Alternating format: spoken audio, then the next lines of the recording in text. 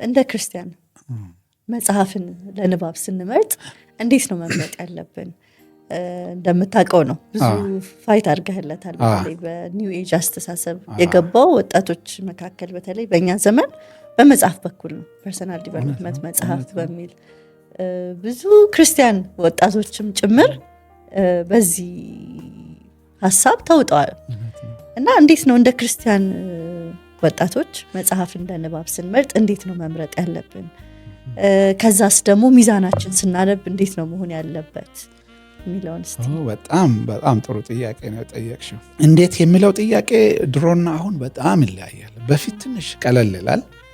ዛሬ ግን ይሄ ስክሪኒንግ የምናነባቸው መጽሐፍት ላይ መለየት አንድ ራሱ ጸጋ ሳያስፈልገው አይቀርም። ምክንያቱም የሚመስሉ ነገሮች ብዙ አሉ፣ ተመሳሳይ የሚመስሉ ነገሮች።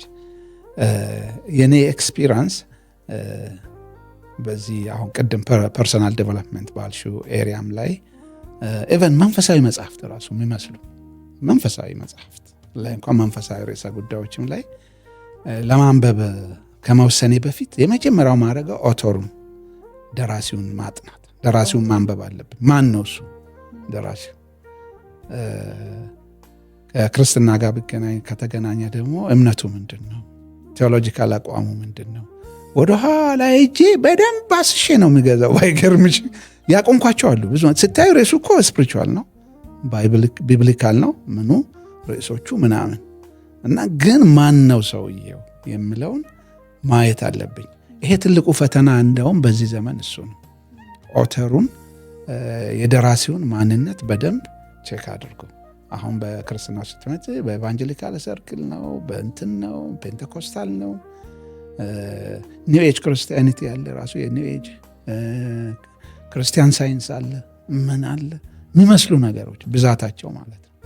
ስለዚህ ያንን ማየት ነው። በሁለተኛ ደረጃ ኮንቴንት ማየት። ለምሳሌ አማዞን ላይ ሳምፕል ይለቅልሻል፣ መጽሐፍ በነፃ ይሰጥሻል።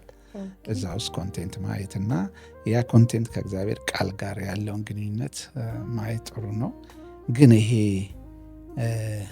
በማር እንትን ተጠቅልሎ የምሰጥ መርዝ ግን ሁሌ ቼክ ማድረግ አለብን። መንፈሳዊ የሚመስሉ ግን ያልሆኑ ብዙ መጽሐፍት ስላሉ